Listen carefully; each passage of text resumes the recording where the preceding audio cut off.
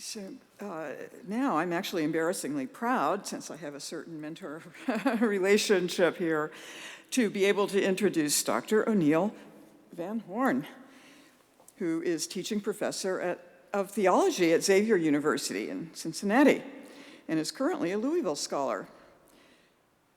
O'Neill holds a PhD in Philosophical and Theological Studies from Drew University and specializes in the intersections between constructive theology, critical theory, and environmental justice. He has published various articles and book chapters in the fields of theopoetics, constructive ecotheology, and environmental philosophy. O'Neill's forthcoming book, On the Ground, Terrestrial Theopoetics and Planetary Politics for the Anthropocene, is going to be published by Fordham Press in 2023. That's coming soon. Welcome, O'Neill.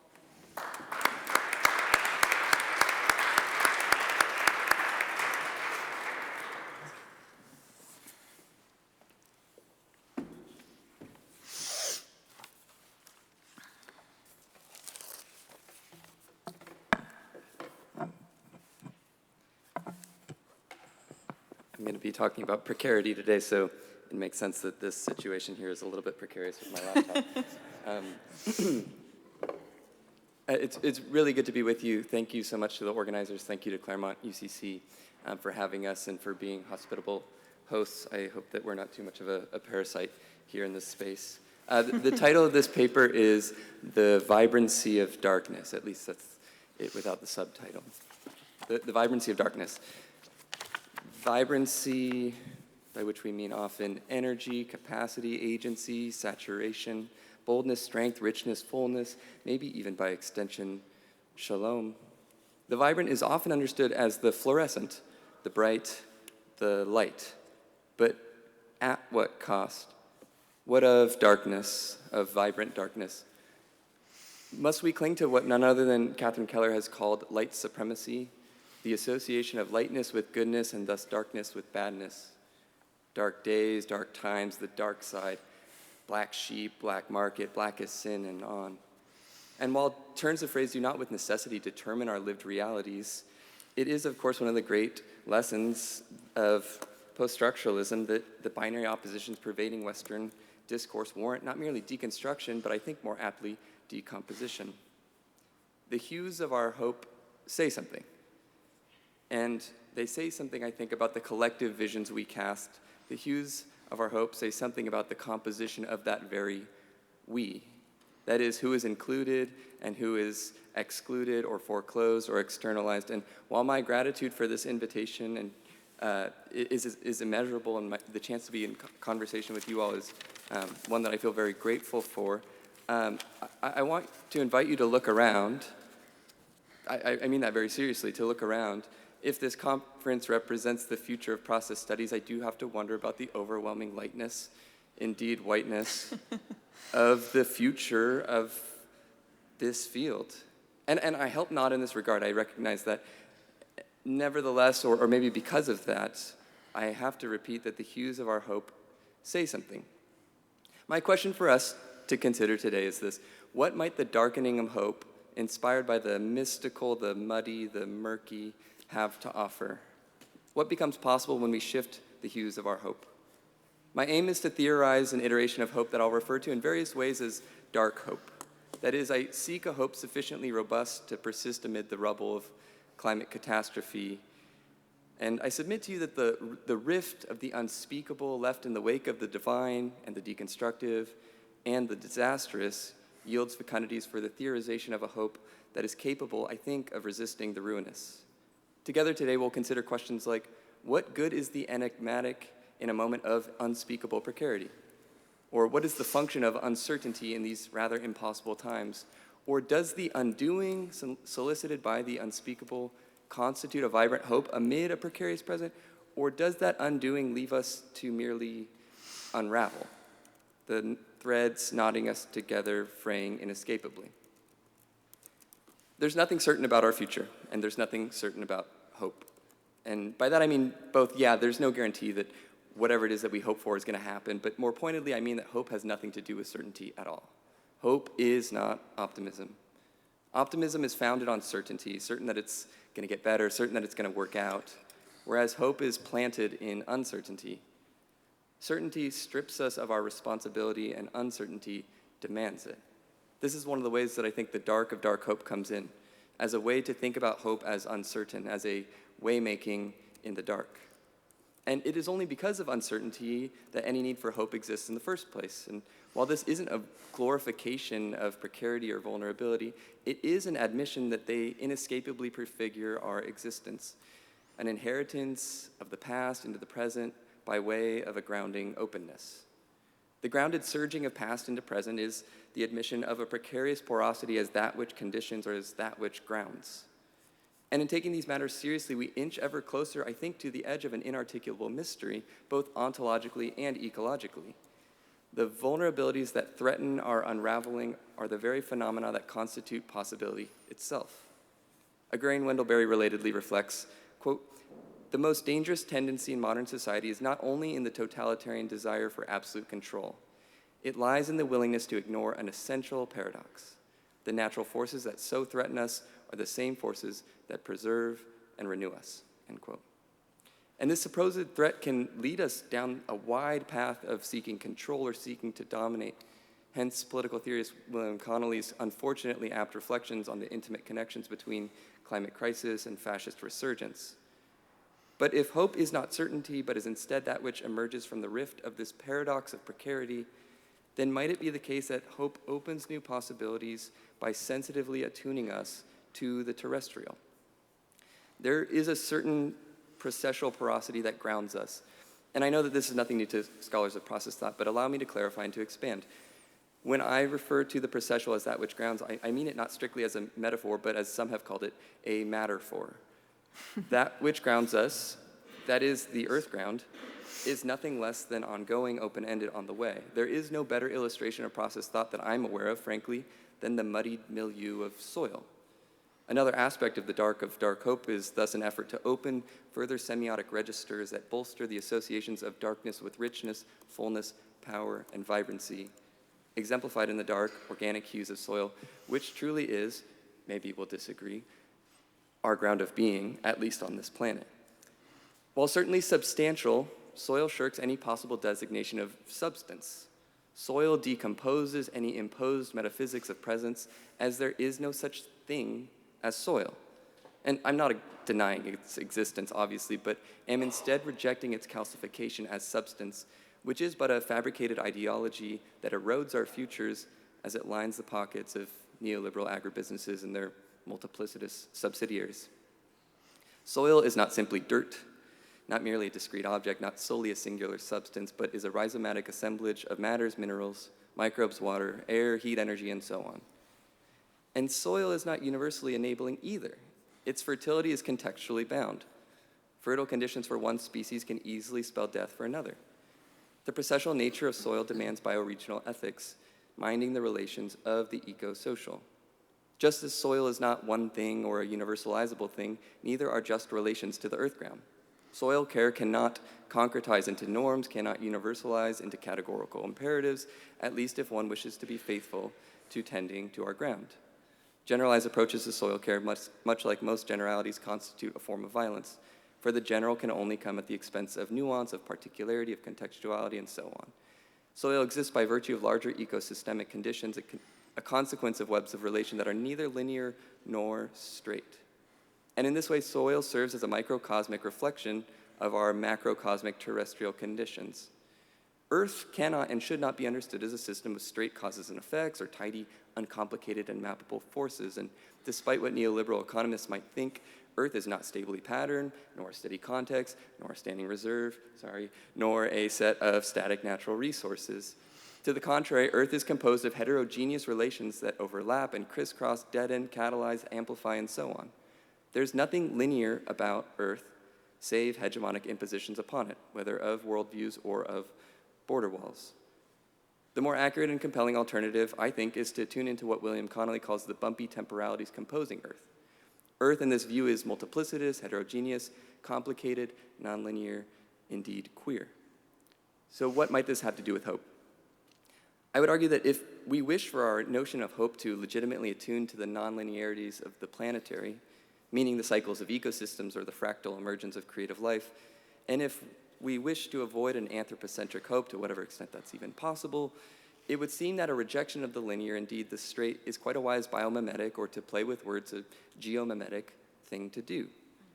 Any hope of and for the planetary must ebb and flow in concert with it, and we only have to look around to see that it's quite obvious that there's not really any terrestrial precedent for the unwavering straightness that particularly Western and predominantly Christian narratives have so forcibly, for lack of a better term, erected. It would seem that it is optimism, not hope, that holds unwaveringly in all its certainty to the unbending narratives parroted by our present systems. Narratives like develop, innovate, produce, automate, vote.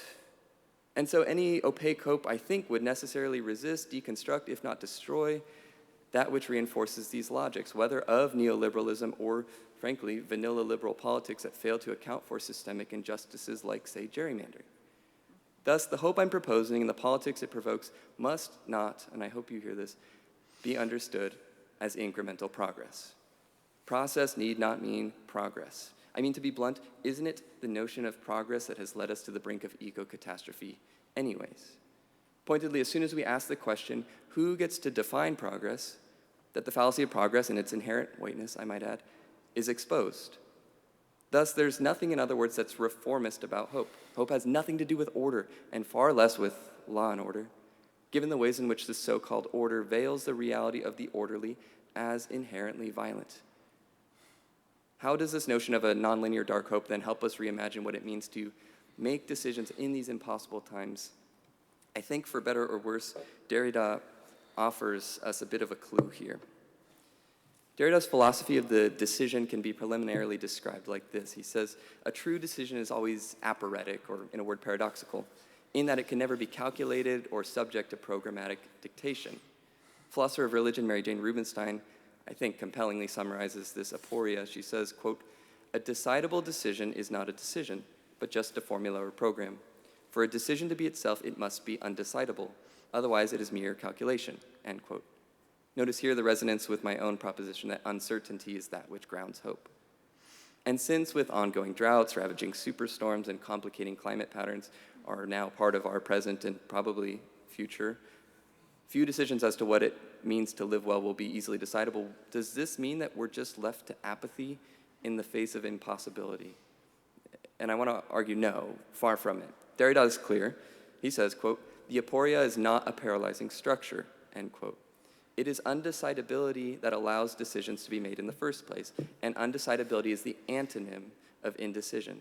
Derrida insists that a genuine decision is necessary and therefore urgent. He argues, quote, justice, however unrepresentable it remains, does not wait. It is that which must not wait, end quote. And yet if thinking cannot determine what the outcome of a genuine decision will be, as that would amount to mere calculation, which is contrary to a decision, the only possible response, I think, may be the welcoming of the unknowable, the mysterious, the surprising, the stranger. Rubenstein argues too beautifully to be paraphrased. It's circuitous, but stick with me here. She says this, quote, thinking must find a way not to know its way, to put itself in a position where it cannot know where it is going. The course of thinking must itself become undecidable, learning to welcome what it cannot determine or decide ahead of time, which means it must learn to welcome what it will not know how to welcome, to prepare for the arrival of that whose arrival it cannot prepare, end quote. Good God, what does this mean?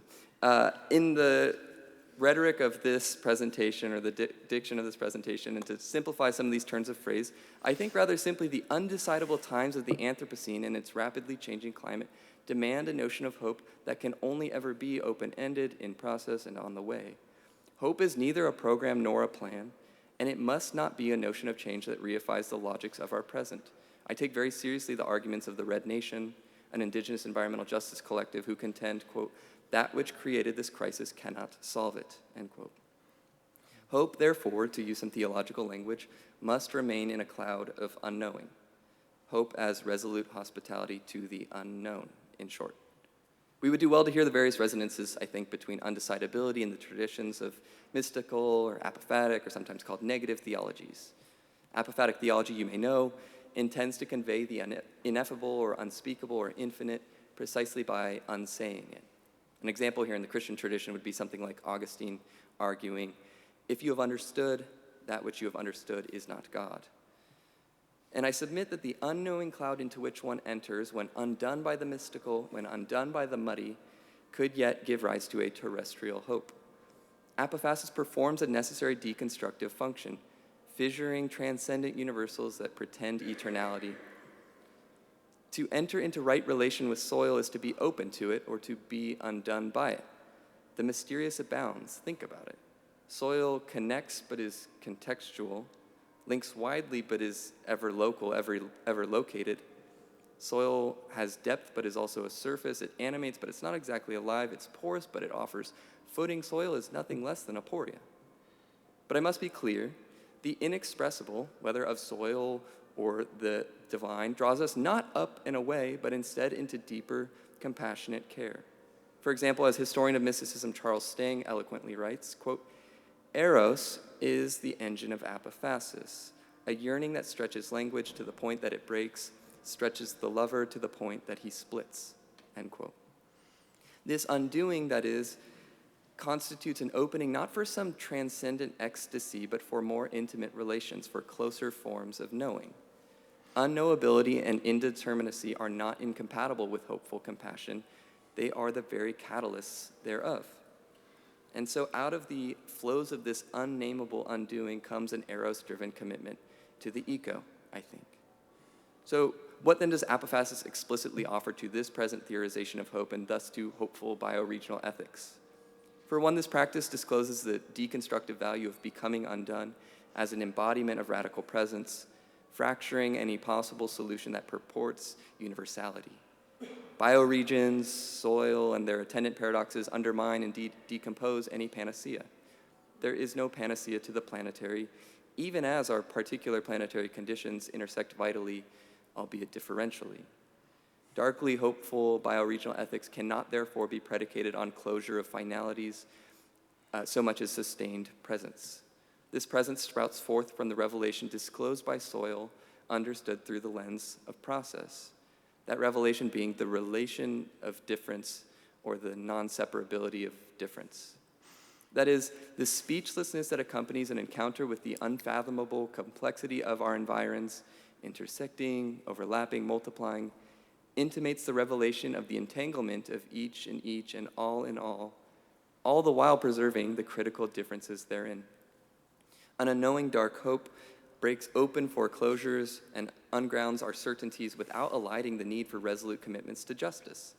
This waymaking presence would lead to powerful forms of relation that are not marked by power as power over, so much as an honoring of the indeterminacy and unknowability of the complexities of our oikos, of our home. This does not imply the refusal to act, much less to restore or salvage or remediate, but it does demand the processual curling back or folding or reassessment or reattunement. Thus, this unknowing dark hope catalyzes, not suppresses, resolute decision. It's because of this undoing that our efforts towards environmental justice may multiply or may intensify with each folding. To unsay doesn't mean to take back per se, but to return to the problems for a renewed assessment of their appearances, conditions, trajectories, and so on. Without unknowing, we risk clinging to optimistic closures that may leave us inhospitable to present needs and pressing cries. To clarify, the central concerns mobilizing these concluding reflections hinges on my fear, warranted or not, that our environmental solutions may be too optimistically rigid to prove effective in the case of the surprising, the unexpected, the unforeseen. What I seek with you is a notion of hope that would compel grounded responses that are fluid and not fixed, flexible and not linear, requiring improvisation, elasticity, inventiveness. What would a symbolic vision of this hope look like? At risk of oversimplifying things, I would offer to you by way of closing the darkly hopeful event of sowing seeds. Here I mean seed sowing in both the literal and metaphoric sense. Sowing as a prayerful activity that isn't linear progress or anything like that, even as it cultivates the possibility of flourishing.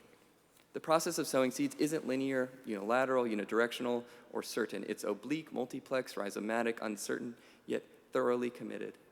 We can think of sowing seeds, to draw on Black feminist cultural theorist Tina Campt, as, quote, that which will have had to happen. In other words, a performance of a future that hasn't happened yet, but must, end quote. In agricultural settings, yes, there's plenty of math involved in calculating quantities of seed necessary to accurately sow a particular crop at a particular spacing in a particular bed for a particular amount of row feet. And yet, all of this becomes ruptured in the event of seeding itself. All programmatic calculation is deconstructed by the unanticipatable variables of rainfall or soil composition, heat waves, critter encounters, and beyond. Seeding is thus a relinquishing of all programmatic computation to a position of humility to earth, or of unknowing hospitality to what may come. And this hospitality comes only by way of sustained presence. Hope is not otherworldly, it's not an object, it's not personal, it's not linear progress, it's not closure, nor is it certainty. And if you hear nothing else by God, it is not optimism. Hope in this dark and earthy sketch is processual, open-ended, bioregional, collective, indeterminate, and active. Hope is not something to be had so much as made, and we make it in our troublemaking resistance. There's nothing certain about any hopeful act, including sowing. The work has only just begun to unfold, likely for a lifetime. And here I want to resist this closure too by naming that this presentation today is neither some final knowledge nor conclusory answer. How could it be? If nothing else, this presentation is a parable. The point of parables is that they resist oneness and finality and certainty. They remain open-ended, and their meaning is not found on the page. Their meaning and wisdom can only be found through communal conversation, and a conversation that I look forward to sharing with you now. Thank you.